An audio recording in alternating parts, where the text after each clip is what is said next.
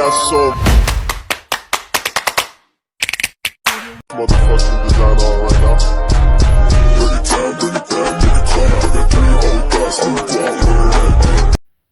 Assalamualaikum warahmatullahi wabarakatuh. Perkenalkan, nama saya adalah Ade Pratama. Saya dari kelas 3B reguler pagi. NIM saya adalah 2311155. Saya dari kampus STIA Satya Negara, jurusan Administrasi Publik. Hari ini saya akan membahas aktor dalam kebijakan publik. Aktor adalah individu atau kelompok yang memiliki peran aktif dalam proses pembuatan keputusan dan pelaksanaan kebijakan. Dalam konteks kebijakan publik, aktor-aktor ini sangat beragam dan saling berinteraksi. Secara umum, aktor dalam perumusan kebijakan publik dapat dibagi menjadi dua, yaitu aktor formal dan aktor non-formal. Aktor formal meliputi 3 bagian, yaitu anggota legislatif atau lembaga perwakilan rakyat yang memiliki peran utama dalam pembuatan undang-undang dan pengawasan terhadap eksekutif.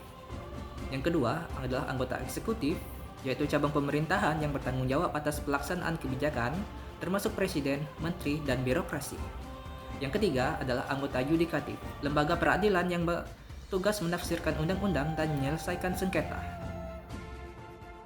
Sedangkan untuk aktor non-formal meliputi kelompok kepentingan, yaitu organisasi atau kelompok masyarakat yang memiliki kepentingan khusus terhadap suatu kebijakan, misalnya serikat pekerja, asosiasi pengusaha, atau LSM.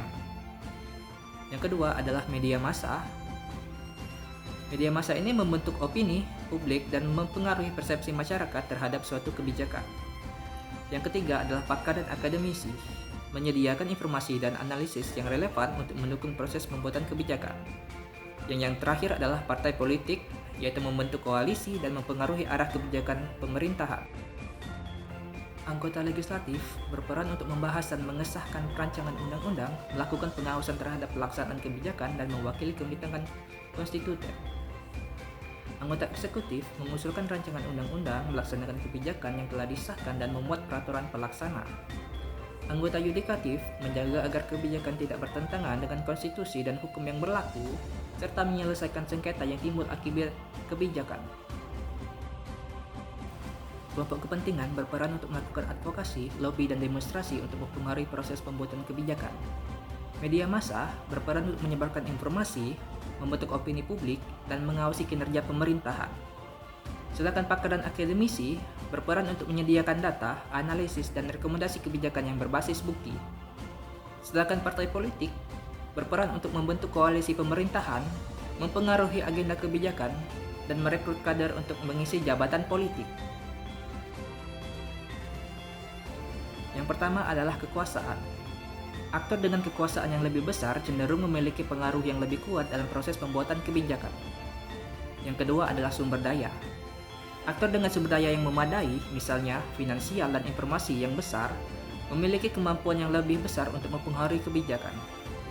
Yang ketiga adalah legitimasi. Aktor yang dianggap memiliki legitimasi, misalnya dipilih secara demokratis, memiliki pengaruh yang lebih besar. Yang keempat adalah jaringan. Aktor dengan jaringan yang luas memiliki akses yang lebih baik ke informasi dan dukungan. Proses perumusan kebijakan publik adalah proses yang kompleks dan dinamis, melibatkan berbagai tahap mulai dari identifikasi masalah, perumusan alternatif kebijakan, pemilihan alternatif kebijakan, serta implementasi dan evaluasi kebijakan. Baiklah, sekian video dari saya. Jika ada kekurangan, saya mohon maaf. Semoga video ini bisa membantu Anda sekalian. Terima kasih. Oke teman-teman, terima kasih